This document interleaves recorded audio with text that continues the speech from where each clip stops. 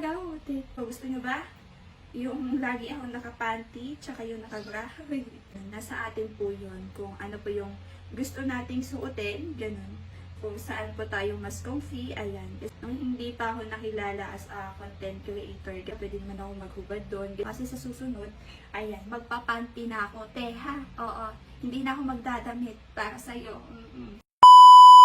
Sa susunod, wag ka nang magdamit para mas dumami pa yung views. Wow, Hotek, sabi ko naman, mas marunong ka pa kaysa sa akin.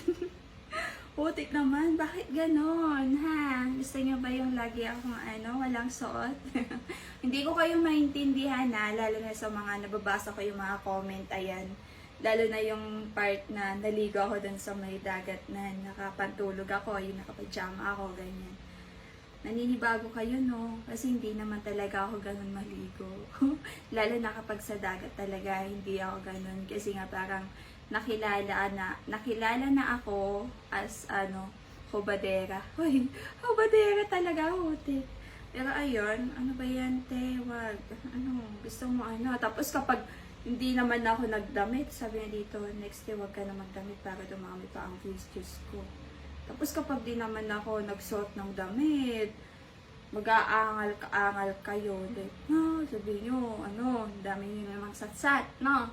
Ano ba talaga? Tek. Di ko na kayo maintindihan, guys, ha? Naiinis na ako. Kasi naman kapag nakapanty ako, kapag nakabra ako, ganun. Inaano nyo ako na, Tek, di ko na alam pinagsasabi ko dito. Basta yun, ano ba talagang gusto nyo mga B? Sige nga. Sige, nang magkaalaman tayo. Gusto nyo ba?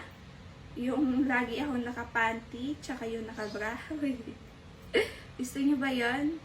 Or mas gusto nyo yung nakapantulog ako? Diba? Pantulog ba?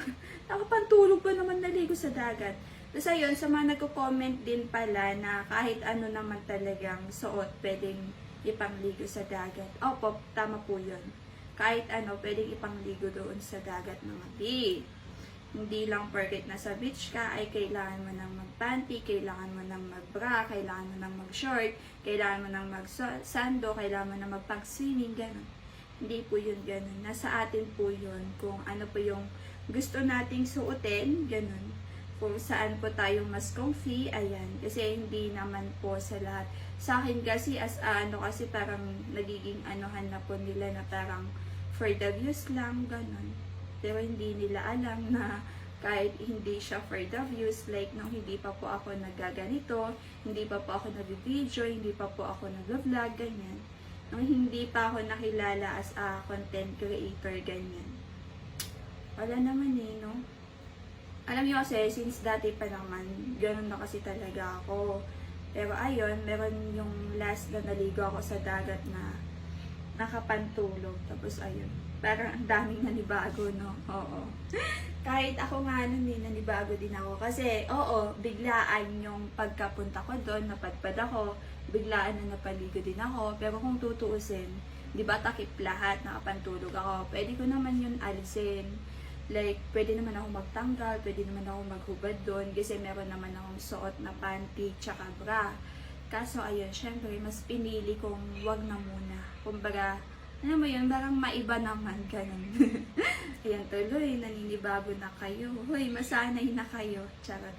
Hindi naman sa kinakahiya ko yung sa sugat ko, ha, yung sa may malaking peklat ko dito. Pero wala, gusto ko lang wag kayo mag-alala kasi sa susunod, ayan, magpapanty na ako. Teha, oo, hindi na ako magdadamit para sa'yo.